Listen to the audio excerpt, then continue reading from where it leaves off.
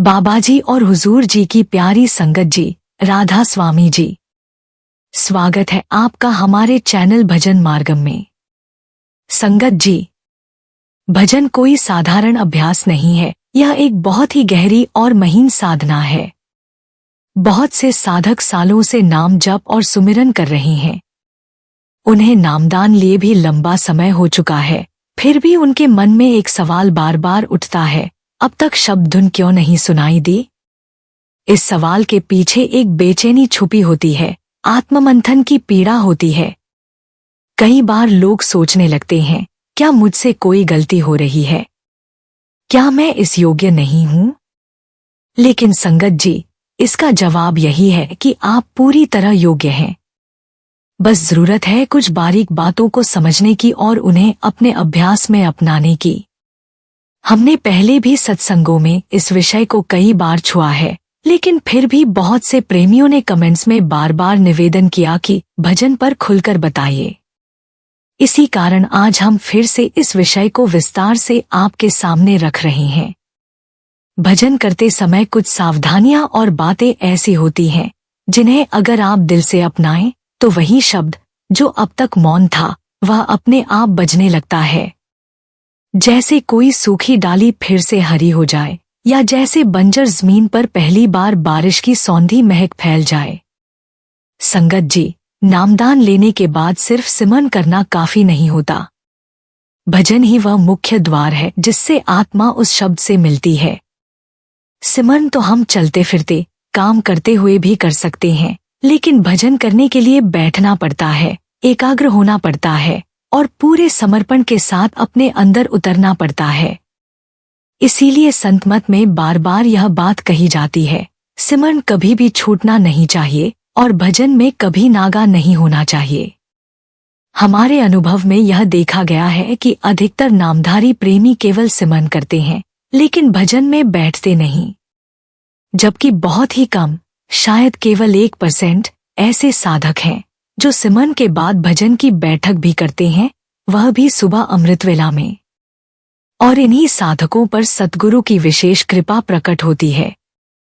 अब आप पूछ सकते हैं, क्या सद्गुरु पक्षपात करते हैं? नहीं संगत जी, सद्गुरु कभी पक्षपात नहीं करते। पर जो साधक अंतर्मुख होकर नियमित रूप से भजन में बैठता है, वह खुद ही सद्गुरु के और निकट आ जाता है। और फिर वही सद्गुरु की अनुभूति उस साधक के भीतर अपने आप प्रकट होने लगती है। तो आइए संगत जी, आज हम उन जरूरी बातों को समझते हैं, जिन्हें यदि हम ध्यान में रखें, तो शब्द धुन अपने आप सुनाई देने लगेगी। यह आपकी साधना यात्रा का वह मोड़ हो सकता है, जहां से आपके अंतर के अनुभव और भी गहरे और सच्चे होने लगते हैं। इसलिए हमारी हाथ जोड़कर विनती है कि इस वीडियो को अंत तक जरूर देखें। और हाँ, अगर आप हमारे चैनल भजन मार्गम पर नए हैं, तो कृपया सब्सक्राइब जरूर करें, ताकि बाबाजी की अमूल्य शिक्षाएं आपके जीवन में निरंतर पहुंचती रहें। संगत जी, सबसे पहले यह समझने की कोशिश करें कि भजन कहते किसे हैं। अक्सर हम जो कुछ भी बाहर से सुनते हैं, देखते हैं, उसी को सच मान लेते हैं। लेकिन वास्तविकता यह नहीं है। जो बाहर हो रहा है, वह तो केवल दुनियावी दृश्य है। सारी दुनिया उसी को सत्य मानकर जीवन बिता रही है। पर भजन एक ऐसी प्रक्रिया है जो हमें बाहर से भीतर ले जाती है और उस परमात्मा से मिलाती है, उस परमपिता परमात्मा से, जिसे हम शब्द के माध्यम से जानने की कोशिश करते हैं, जिसे हम नाम के द्वारा पुकारते हैं, जिसकी हम प्रार्थना करते हैं, जिसके नाम का सिमरन हमें गुरुद्वारे से प्राप्त होता है। हम उसी नाम को बार बार जपते हैं। यह सिमरन तो हुआ बाहरी अभ्यास, लेकिन भजन उसी नाम को लेकर जब हम भीतर ध्यान लगाते हैं, तब वह नाम अंदर के कोतवाल की तरह कार्य करता है। जैसे बाहर एक कोतवाल सब कुछ देखता है, संभालता है, वैसे ही भीतर यह नाम रूपी शक्ति, परमात्मा की सत्ता, हमें भजन के माध्यम से सुनाई और दिखाई देने लगती है। इसी रहस्य को, इसी भीतर की गूढ़ प्रक्रिया को हम आज आपके सामने रख रहे हैं। ताकि हम सब भीतर की ओर मुड़े और सिर्फ सुनने सुनाने तक सीमित न रह जाएं, बल्कि स्वयं अनुभव करें वह धुन, वह प्रकाश, वह परम सत्य। भजन सुनने का नहीं, करने का विषय है। जो करेगा वही देखेगा, जो देखेगा वही पाएगा, और जो पाएगा वही सच्चा धनी होगा। संगत जी कहते हैं कि यदि भजन को साधना में नहीं उतारा गया तो कुछ भी नहीं बनता। भजन ही वह सीढ़ी है जो हमें परमात्मा तक पहुंचाती है, वही हमें परमात्मा का साक्षात अनुभव कराती है। संसार के अधिकतर लोग केवल सुमिरन तक ही सीमित रहते हैं। हम और आप भी दिन भर कुछ न कुछ सोचते रहते हैं, यानी एक प्रकार का सुमिरन तो हर कोई कर ही रहा है, चाहे नामदान मिला हो या नहीं, क्योंकि सोचते रहना हमारी प्रकृति में है। लेकिन नामदान मिलने के बाद जो नाम हमें दिया गया, उसका सुमिरन करते हुए भी हमारा मन संसार की ही बातें सोचता रहता है। हमें बताया जाता है कि सुमिरन के बाद की प्रक्रिया होती है ध्यान, और जब ध्यान गहरा होता है तब जो अगली अवस्था आती है वही भजन कहलाती है। यही वह अवस्था है जहाँ परम सत्य का बोध होता है और उसी से आत्मा को परमात्मा से मिलन का अनुभव होता है। भजन केवल एक क्रिया नहीं, आत्मा की वापसी यात्रा का साधन है। संगत जी, भजन का अभ्यास कोई साधारण कार्य नहीं है। इसके लिए पहले हमें अपने भीतर तैयारी करनी पड़ती है। अक्सर हम सुमिरन के लिए तो सहज रूप से तैयार हो जाते हैं, लेकिन भजन के लिए नहीं।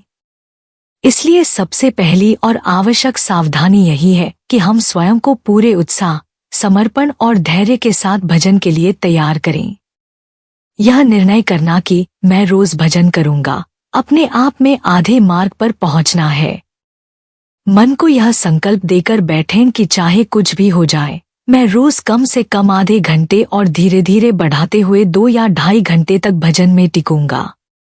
यही आत्मसंयम और तैयारी की पहली सीढ़ी है, और यह सावधानी अत्यंत जरूरी है।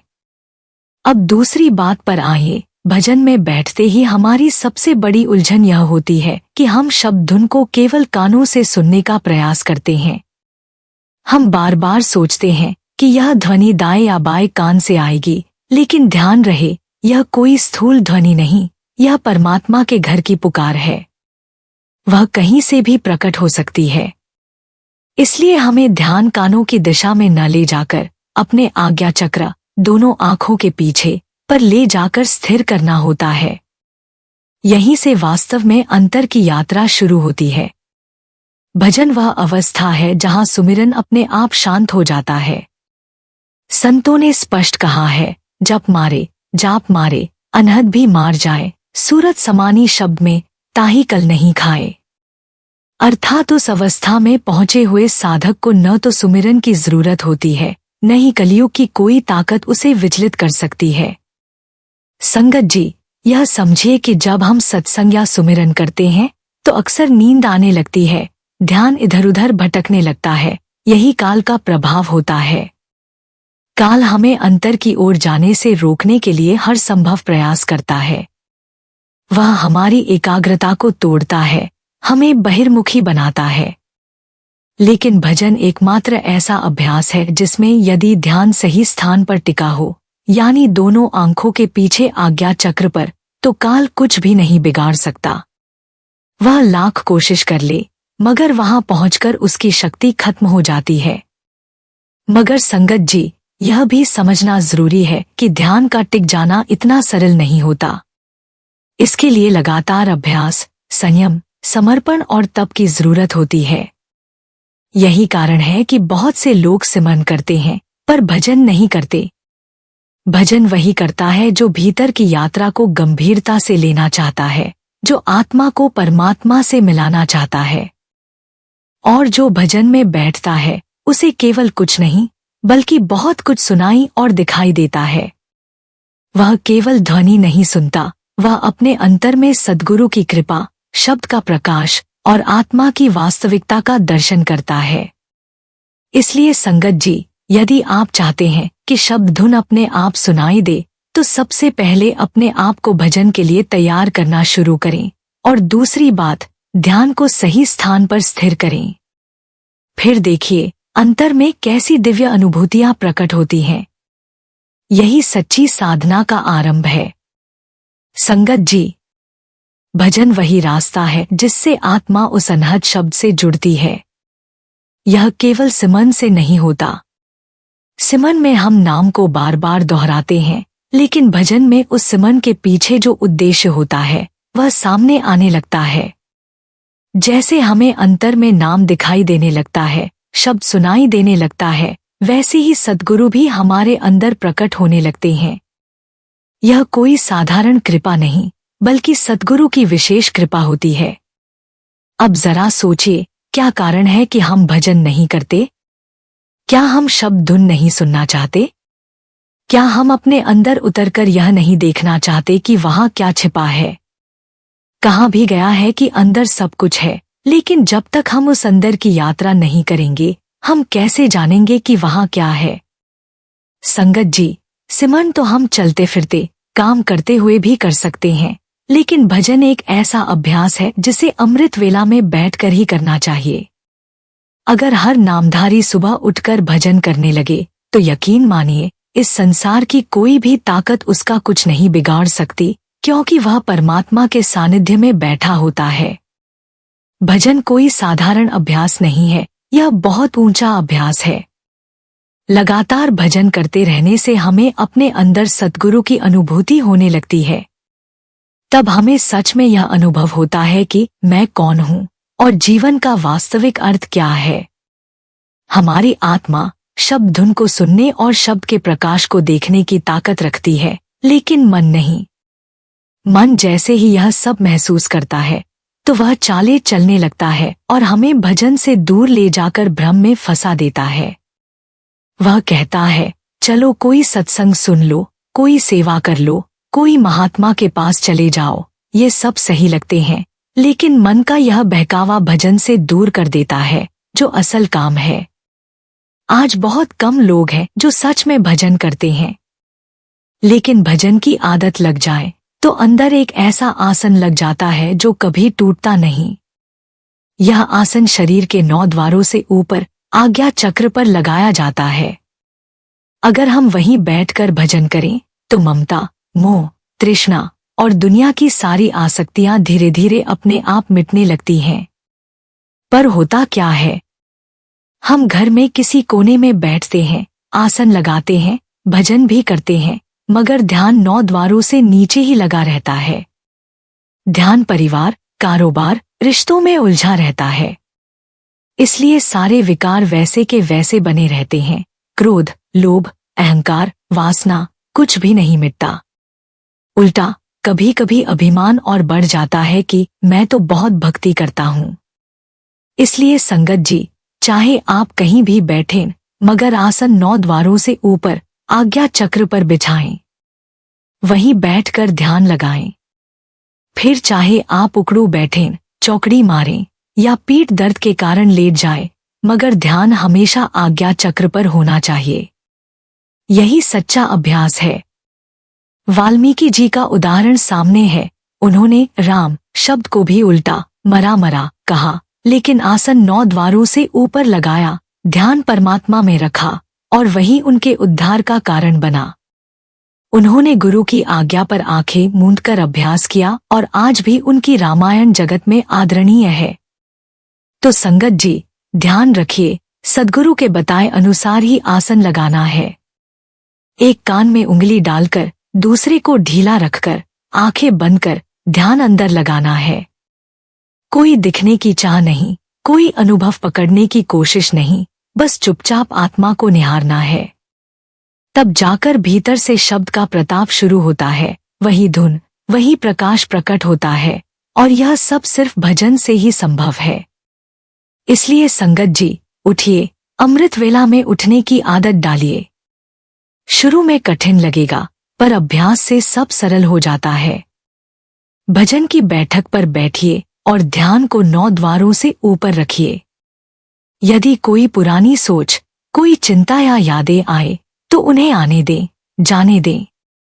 अभ्यास करते करते सब अपने आप शांत हो जाएगा। आपकी शरीर की स्थिति जैसी भी हो, बैठकर भजन कर सकते हैं तो बहुत अच्छा। नहीं बैठ सकते तो लेटकर भी अभ्यास कर सकते हैं, लेकिन ध्यान आज्ञा चक्र से ऊपर ही रहे। और सबसे जरूरी बात, भजन में कभी नागा न करें। अगर ऐसा कर पाए तो निश्चित ही सद्गुरु की दया और कृपा हर पल आपके साथ रहेगी। संगत जी, अब आगे हम आपको एक बहुत सुंदर साखी सुनाने वाले हैं। कृपया उसे अंत तक जरूर सुनिए, क्योंकि उससे आपको यह जानने को मिलेगा कि इंसान के दुखों का असली कारण क्या है। संगत जी, हमारे मन में कई प्रकार की गलतफहमियां और भ्रम जड़े जमाए बैठे होते हैं, विशेषकर जब बात शब्द धुन और भजन की आती है। हम सोचते रहते हैं कि शब्द कभी घंटे की आवाज में आएगा, कभी शंख की और कभी किसी और बाहरी रूप में, और हम इन ध्वनियों की बाहरी कल्पनाओं में ही उलझे रहते हैं। हम यह मान बैठते हैं कि अगर भीतर से कोई घंटी की ध्वनि नहीं आई तो शायद शब्द नहीं आया, या अगर शंख नहीं बजा तो भजन में कुछ कमी रह गई। लेकिन संगत जी, ये सब तो बस संकेत हैं, शुरुआती स्तर की छोटी छोटी झलकियां जो हमें मार्ग पर प्रेरित करने के लिए संतों ने बताई हैं। वास्तविकता यह है कि जब शब्द सचमुच आता है, जब वह भीतर प्रकट होता है, तो उसमें कोई भ्रम, कोई शक, कोई रुकावट नहीं रह जाती। वह इतनी स्पष्टता और स्थिरता से प्रकट होता है कि फिर उसे रोकना कठिन हो जाता है। जब कोई अनुभव हमारे भीतर एक बार जम गया, पनप गया और उसका प्रभाव गहराई से उतर गया, तो फिर वह केवल एक बार नहीं आता, वह नियमित रूप से आता है। लेकिन होता क्या है, हम अपने मन में एक निश्चित सोच बना लेते हैं कि शब्द तो ऐसे ही आएगा, इस रूप में ही प्रकट होगा। और जब वैसा नहीं होता तो हम निराश हो जाते हैं, उलझन में आ जाते हैं, और धीरे धीरे हमारा ध्यान आज्ञा चक्र से फिसलकर नीचे की ओर गिरने लगता है। यही वह बिंदु है जहां हमें जागरूक रहने की जरूरत है। संतों ने कहा है, जप मारे, जाप मारे, अनहद भी मार जाए, सूरत समानी शब्द में, ताही कल नहीं खाए। इसका अर्थ यह है कि भजन में जब ध्यान पूरी तरह शब्द में एकाकार हो जाता है, तो वहां सुमिरन की भी आवश्यकता नहीं रह जाती। अनहद नाद तक पीछे छूट जाते हैं, और फिर काल या भ्रम हमारा कुछ नहीं बिगाड़ सकते। इसलिए संगत जी, यह सत्संग आपके साथ इसीलिए बांटा जा रहा है ताकि आप अपने भीतर के उन द्वंद्वों को पहचान सकें जो बार बार मन में आते रहते हैं और भजन की उन्नति को रोकते हैं। मैंने देखा है कि आप सत्संग सुनते हैं, लाइक भी करते हैं, कुछ लोग सब्सक्राइब भी करते हैं। मैंने कभी कहा नहीं, लेकिन अब कह रहा हूं कि ऐसा कीजिए ताकि हमें पता चले कि हमारे शब्दों से आपको क्या मार्गदर्शन मिल रहा है। यह कोई अहंकार नहीं, बल्कि आपके एक छोटे से कमेंट से, एक प्रतिक्रिया से हमें यह प्रेरणा मिलती है कि हम क्या और कैसे आगे रखें। संगत जी, हमारा काम सिर्फ यही है कि हम अपने गुरु के वचनों को आगे बढ़ाते जाएं। मैं भी तो यही कर रहा हूँ, अपने गुरु की बात आपके सामने रख रहा हूँ, उनकी शिक्षाओं को बांट रहा हूँ। और जो भी यह बात समझ गया कि ध्यान में बैठना, विशेषकर इस कलयुग में 2 घंटे तक टिके रहना, यह साधारण नहीं, एक उच्चतम अवस्था है, तो वह जरूर समझेगा कि इसमें केवल वही टिक सकता है जिसमें शब्द सुनने की तड़प हो, भजन करने की लगन हो और भीतर की खोज का जुनून हो। सुमिरन करना ठीक है, आरंभिक चरण है, यह करते रहना चाहिए, लेकिन केवल सुमिरन से कुछ नहीं बनता जब तक वह सुमिरन अंततः भजन में न बदल जाए। यही भजन वह द्वार है जहां से आत्मा परमात्मा से मिलने की दिशा में कदम रखती है। संगत जी, भजन में बैठने की प्रक्रिया जितनी आत्मिक है, उतनी ही शारीरिक स्थिरता की भी मांग करती है, लेकिन हम अक्सर इसकी बारीकियों को नजरअंदाज कर देते हैं। जैसे ही भजन में बैठते हैं, हम बार बार अपनी मुद्रा बदलने लगते हैं।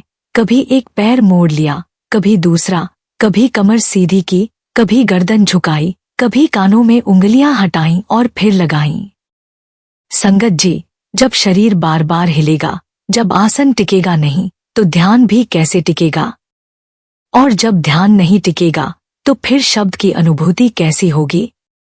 ध्यान रखिए, जब हम गहरी नींद में होते हैं, और घर में कोई बर्तन गिर जाए तो अचानक आंख खुल जाती है। क्यों?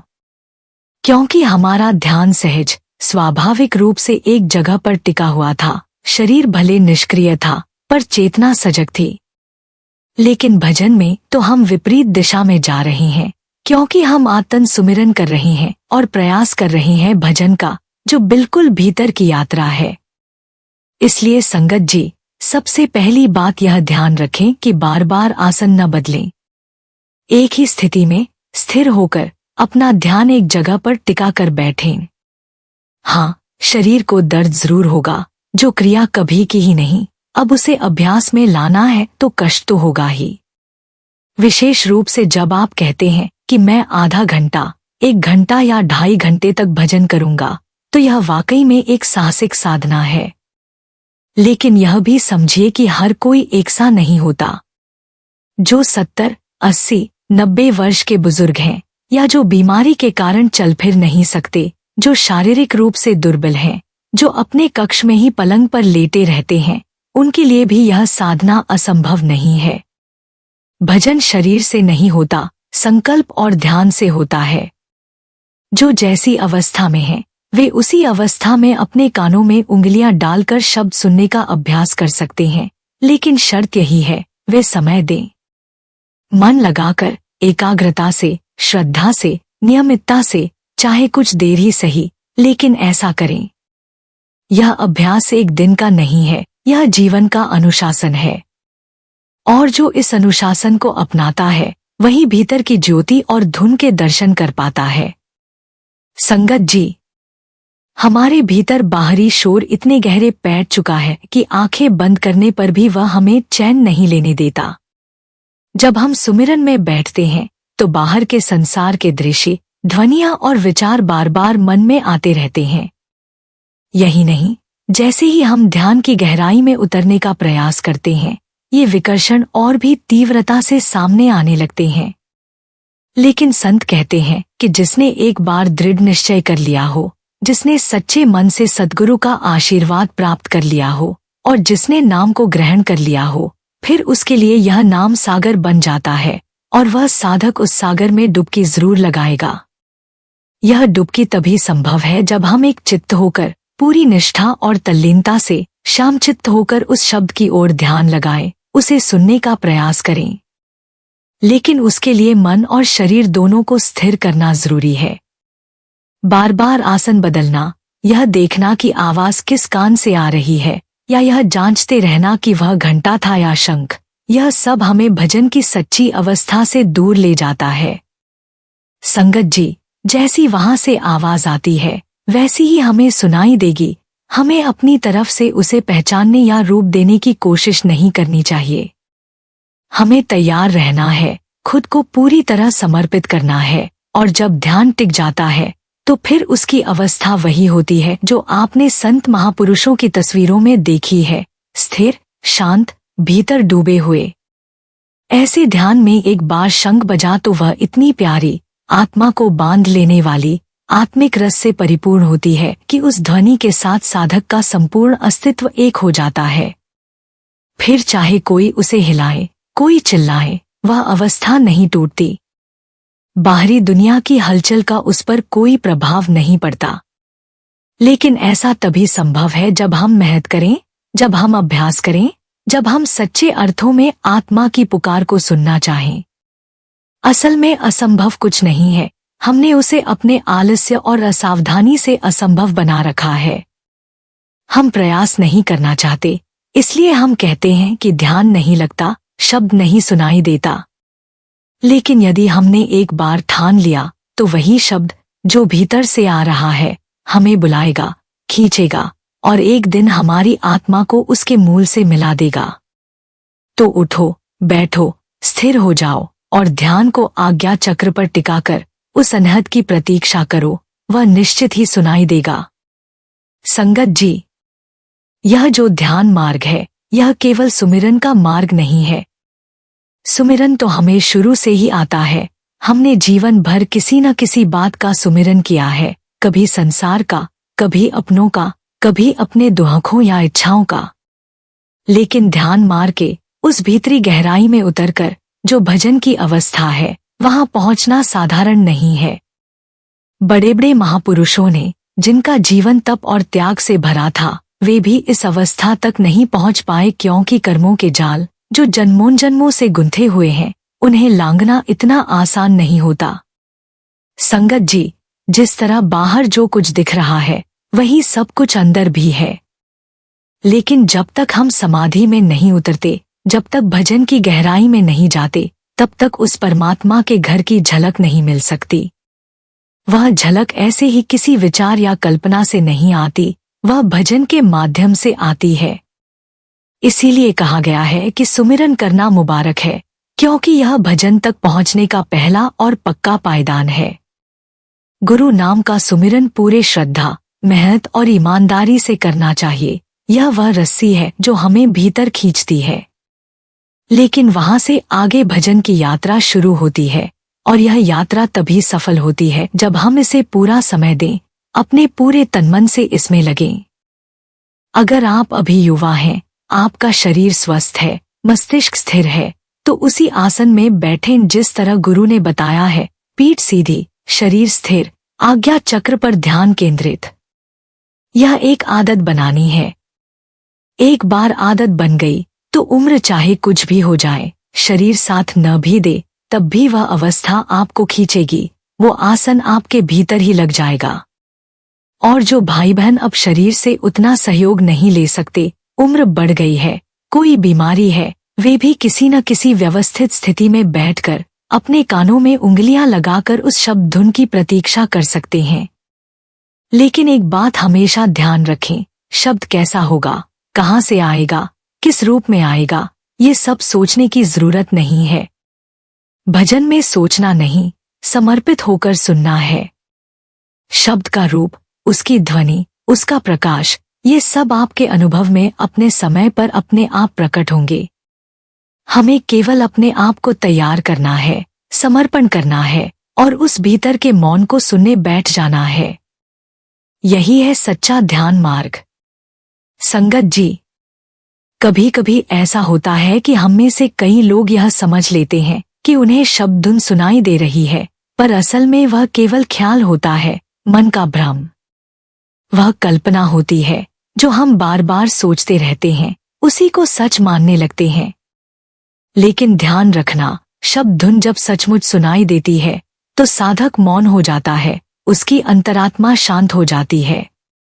वह फिर न वाद विवाद में पड़ता है, न धन की माया में, न परिवार के मोह में उलझता है। वह उस विकराल माया जो हमारे जीवन की सबसे बड़ी बाधा है, उसमें दोबारा नहीं फंसता। शब्द सुनने वाला साधक तो संसार में चलता फिरता है, मगर उसका भीतर अंतर्मुखी हो चुका होता है।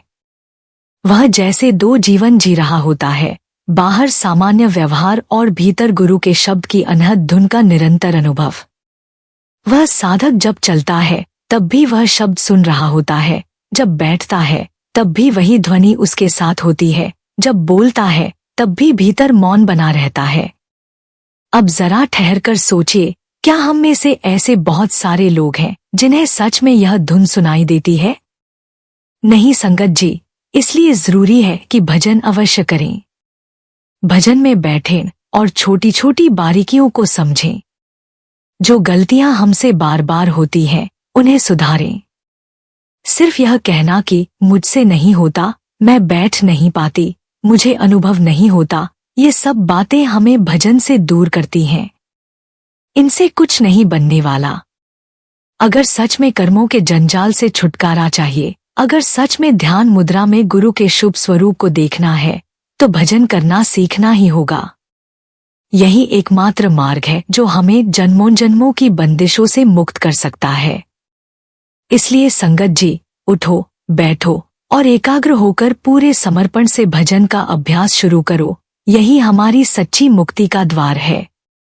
संगत जी, हम सबकी आत्मा उसी परम स्रोत से आई है और उसी की ओर लौटने को बेचैन है।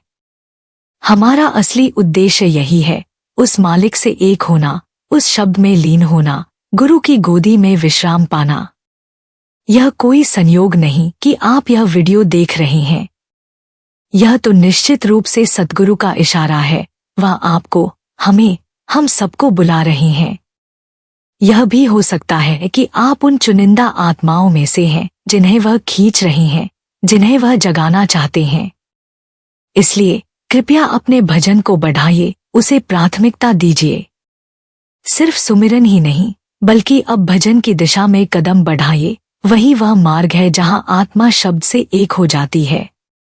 याद रखिए संगत जी, ध्यान त्रिकुटी पर टिकेगा तो शब्द जागेगा। मन निर्मल होगा तो शब्द की रोशनी उतरने लगेगी। सुमिरन में निरंतरता और धैर्य रखेंगे तो शब्द अपने आप सुनाई देगा। सेवा, सत्संग और विनम्रता को अपनाएंगे तो सद्गुरु की कृपा बरसेगी। और जब श्रद्धा से गुरु के चरणों में समर्पण करेंगे तब शब्द हमें पहचान लेगा। और हाँ, रात और अमृतवेला की साधना को कभी हल्के में मत लीजिए। यह वो पल है जब आत्मा शब्द के सबसे निकट होती है। संगत जी, शब्द कोई तकनीक नहीं, कोई अभ्यास नहीं, बल्कि हमारी आत्मा की आवाज है, हमारा ही वास्तविक स्वरूप है। अब समय है कि हम अपने सभी भ्रमों, आलस और संशयों को छोड़कर गुरु की कृपा से इस जीवन की सबसे सच्ची यात्रा शुरू करें। भजन की यात्रा, शब्द की ओर लौटने की यात्रा, मूल से मिलने की यात्रा। संगत जी, अगर आपको यह वीडियो अच्छा लगे तो कृपया इसे जरूर आगे शेयर कीजिए। मान लीजिए आपने यह वीडियो किसी संत संगी को भेज दिया। जब वह इसे सुनेगा तो निश्चय ही भजन से मन करेगा। मुझे पूरा यकीन है, और आपको भी होगा, कि जब कोई सच्चे भाव से सत्संग सुनता है तो वह जरूर कुछ समय के लिए भजन पर बैठता है, चाहे केवल 10 मिनट के लिए ही क्यों न हो। और जब वह 10 मिनट भी भजन करता है तो उस पर भी और आप पर भी बाबा जी की अपार कृपा होती है। क्यों? क्योंकि आपने सत्संग शेयर किया, वह सत्संग किसी और तक पहुंचा, उसने उसे सुना और सुनकर सिमरन में बैठ गया। यही सत्संग का वास्तविक फल है। जो बहन सुन रही है वह अपने भाई को भेज दे, भाई बहन को भेज दे, माता पिता बच्चों को भेजें, और इस तरह पूरे परिवार में यह सत्संग गूंजे, ताकि सबका ध्यान बाबा जी की ओर लगे और सब भजन सिमरन में जुड़ जाए। जब किसी के भजन सिमरन का माध्यम आप बनते हैं तो बाबा जी आपसे अत्यंत प्रसन्न होते हैं और आप पर दया मेहर बरसती है। इसलिए हाथ जोड़कर आपसे विनती है, इस सत्संग वीडियो को अधिक से अधिक संगत में भेजें ताकि सब इसका लाभ लें और सद्गुरु की कृपा के पात्र बनें। और संगत जी, जो भी इस चैनल पर नए हैं, कृपया चैनल को सब्सक्राइब करें और कमेंट बॉक्स में राधा स्वामी जी लिखें। साथ में अपने शहर का नाम और बाबा जी या हजूर जी का नाम लेकर पूरे प्रेम से जुड़ जाए। राधा स्वामी जी।